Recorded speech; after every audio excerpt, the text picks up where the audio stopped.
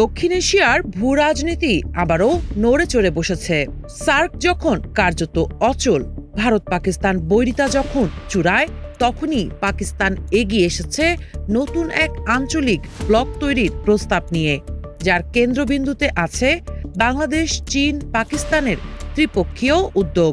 এই উদ্যোগ আরও বড় হতে পারে, ভবিষ্যতে যুক্ত হতে পারে অন্যান্য দেশও। জীবন অবাক না করলে কে করবে? 28% মিল্ক ফ্যাটের অবাক করার সাথে ফ্রেশ মিল্ক পাউডার। জীবন অবাক করুক প্রতিদিন। ইসলামাবাদ কনক্লেভে পাকিস্তানের উপপ্রধানমন্ত্রী ও পররাষ্ট্রমন্ত্রী ইসহাক দার জানান, তারা কেউ হারবে কেউ জিতবে নীতির সঙ্গে নেই, বরং অর্থনীতি, প্রযুক্তি, সংযোগ, স্থিতিশীলতা এসব ক্ষেত্রে যৌথ সহযোগিতা চাইছে পাকিস্তান। সরাসরি না বললেও তার ইঙ্গিত ছিল স্পষ্ট। ভারতের অনমনীয় অবস্থান সার্কের গতি থামিয়ে দিয়েছে, তাই নতুন বিকল্প জরুরি। 2024-25 সালে দক্ষিণ এশিয়ায় উত্তেজনা বাড়ছে।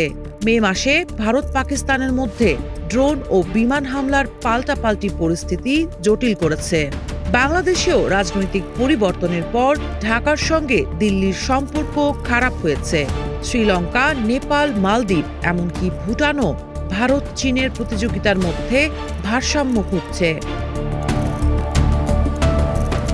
এই প্রেক্ষাপটেই গত জুনে কুনমিংয়ে বাংলাদেশ, চীন, পাকিস্তানের কূটনীতিকেরা ত্রিপক্ষীয় বৈঠক করেন।